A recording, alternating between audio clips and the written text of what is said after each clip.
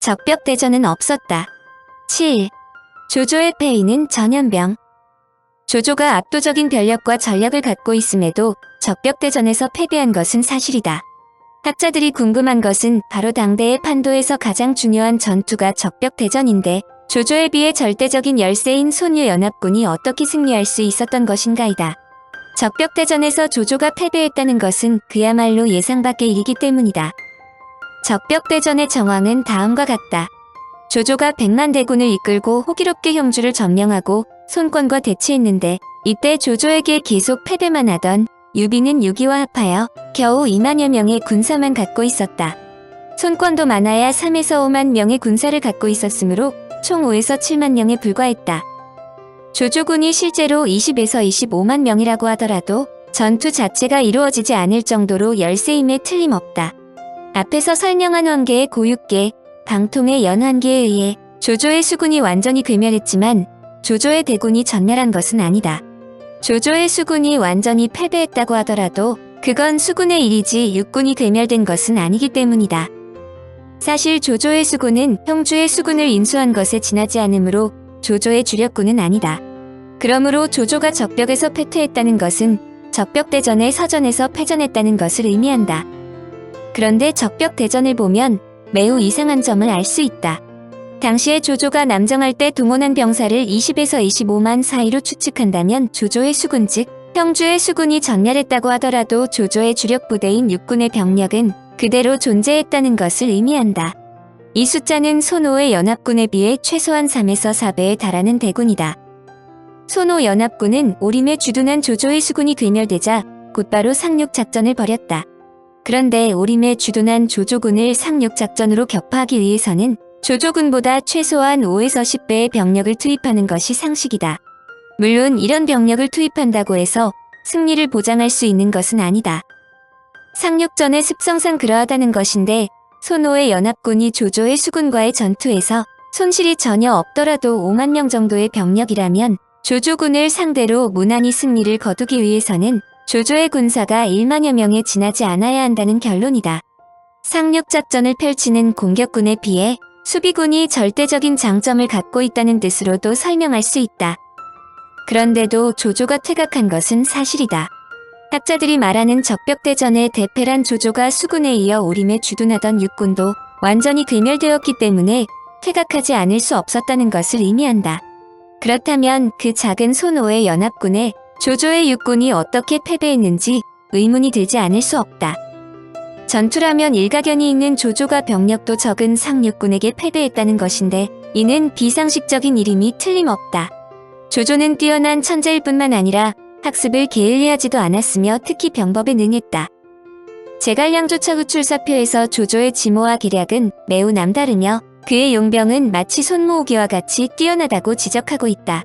남다른 자부심을 갖고 있는 제갈량이 조조에 대해 탄복했다는 것은 그만큼 조조의 지략이 뛰어났음을 말해준다. 그럼에도 불구하고 적벽대전에서 조조가 패배한 것은 부정할 수 없는 사실이다. 학자들은 그 이유를 다음과 같이 설명한다. 첫째, 조조가 손유연합군의 인재인 주유, 손권을 알지 못했고 제갈량의 능력도 과소평가했다는 것이다. 사실 조조는 손권에게 항복하라는 문서를 보냈을 때 형주의 유종처럼 순순히 항복할 것으로 예상했다. 당시 장소를 비롯한 동호의 신하 중에서 조조에게 항복하려는 자들이 많았는데 조조가 이를 알고 소위 편안하게 항복받을 생각만 하여 다소 자만에 빠졌다는 것이다. 그러므로 황계가 항복한다는 것도 진실로 믿고 만약의 사태에 대한 대비가 소홀했다. 이는 조조가 동호의 상황을 전혀 알지 못했기 때문이다. 조조는 패배해도 북쪽으로 돌아갈 수 있지만 동호의 경우 조조에게 패배한다면 나라가 망한다는 것을 잘 알고 있었다. 전투 초기부터 사기면에서 조조군과 다름을 알 수 있다. 결론적으로 손유연합군이 막강한 조조의 대군에 승리할 수 있었던 주요 원인은 기만과 기습 작전 때문으로 본다. 천하의 조조도 손유연합군이 기만 작전과 기습으로 나오자 이에 적절하게 대처할 수 없었다. 둘째, 조조는 승리에만 집착하여 장병들의 사기를 전혀 고려하지 않았다. 전투에서 가장 중요한 것은 장병들의 사기임은 두말할 필요가 없다. 그런데 조조는 형주의 수군을 점령한 지 한 달밖에 되지 않았음에도 역전의 용사들인 손권의 수군과의 전투를 서둘렀다. 원래 항복한 군사들을 그대로 받아들여 자신의 부대로 편성하는 것은 특별한 일이 아니라고 볼 수 있다. 그런데 조조의 북방부대는 조조와 함께 동고동락한 병사들이라 그의 명령에 잘 따르지만 형주군의 입장에서 볼 때 조조는 겨우 한 달 전에 한 솥밥을 먹기 시작한 정복자에 지나지 않는다. 형주의 수군에서 볼 때 조조는 수전에 대해서는 전혀 아는 바가 없는 장군으로 비춰질 수 있으므로 형주의 수군이 조조의 원래 병사들처럼 일사불란하게 그의 명령을 따르지 않았다고 보아도 좋을 것이다. 한마디로 조조군에 편입된 항복한 형주 군사들이 전의를 발휘하지 않았으므로 수군에 관한 한 주유가 이끄는 동호군이 조조군에 비해 절대적인 우위에 있었다는 설명이다. 셋째 앞에서도 지적했지만 조조에게는 겨울철 전투가 매우 불리하다. 조조가 전투를 시작했을 때가 동계라는 것은 적벽대전 자체가 작전상으로 매우 큰 문제가 있다는 것을 알 수 있다. 동계 전투는 만일 패배하면 고향으로 돌아가지 못할지도 모른다는 위기감을 장병들에게 심어줄 수 있다. 고대 전투에서 동장군은 장병들에게 가장 치명적인 사기 저하를 가져다 준다. 동절에는 무사히 회군하다는 것이 매우 어렵다는 것을 누구보다도 장병들이 잘 알기 때문이다. 사실상 어느 전투에서건 진격보다 후퇴가 더 어렵고 사상자가 많이 생긴다.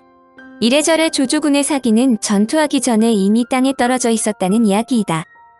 마지막으로 학자들이 가장 주목하는 것은 진수의 삼국지, 무제기와 삼국지 주유전에 들어있는 관련 기록이다.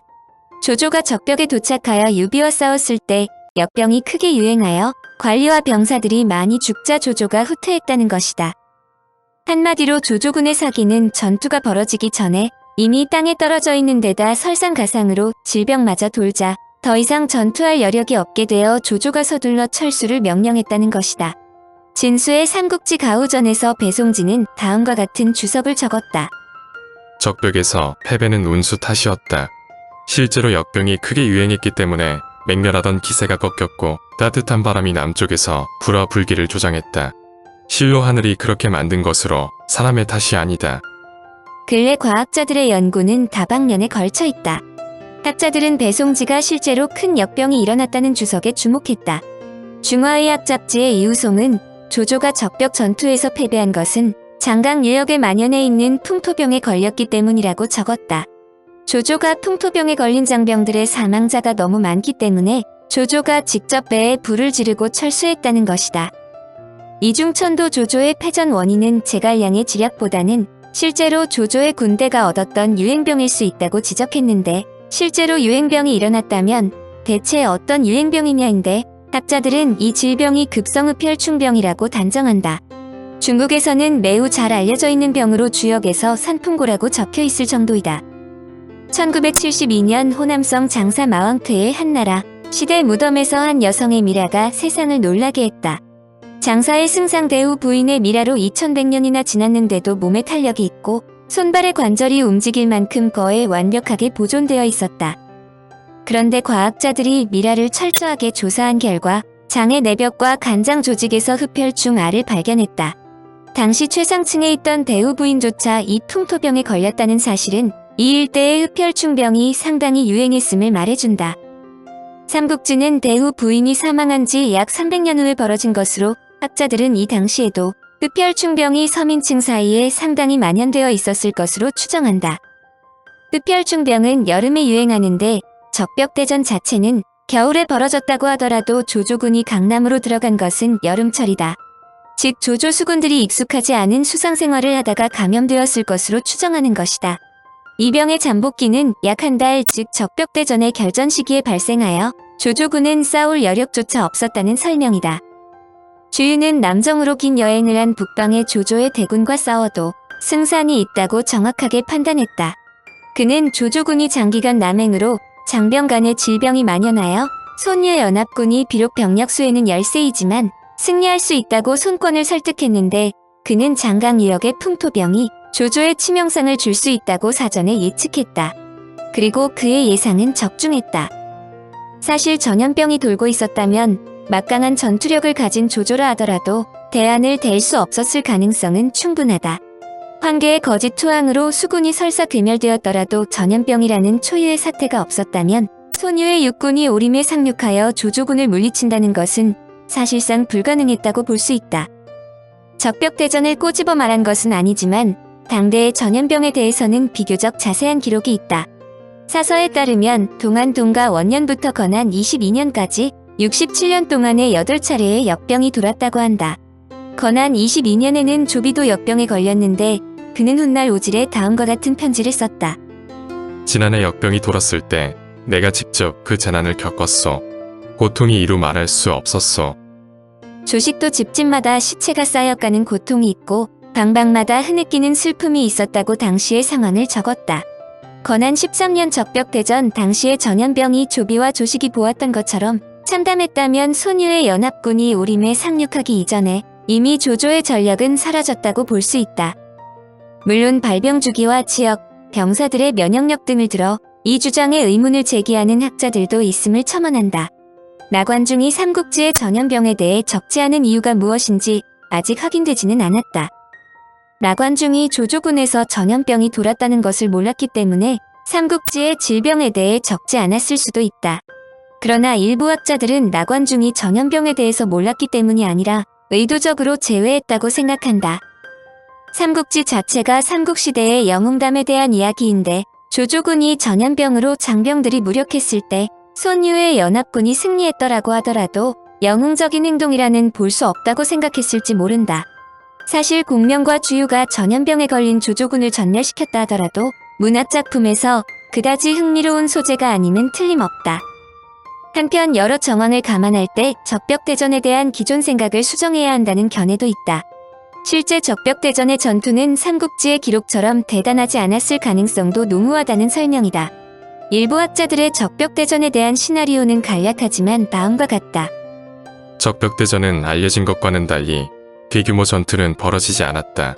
조조는 초기 소규모 전투에서 패배한 것은 물론 원정군에서 질병이 퍼지자 철군을 결심했다. 이때 선박들이 적에게 넘어가는 것을 방지하기 위해 모두 불태우고 떠났다. 한편 적벽대전에서 역전의 명장 조조도 장병수에서 절대적으로 우위를 갖고도 패배했다. 그러나 고금의 명장은 거의 모두 패전을 당한 경험이 있다는 사실을 보면 조조가 적벽대전에서 졌다는 것이 어떤 의미에서는 그다지 특이한 일은 아니다. 더욱이 조조가 결국은 삼국통일의 토대를 놓았기 때문에 그의 위상이 크게 손상된 것도 아니다. 실제로 역사상의 대영웅들 중에서 일생 동안 한 번도 패배하지 않은 사람은 알렉산더 대왕이 유일하다고 알려져 있다.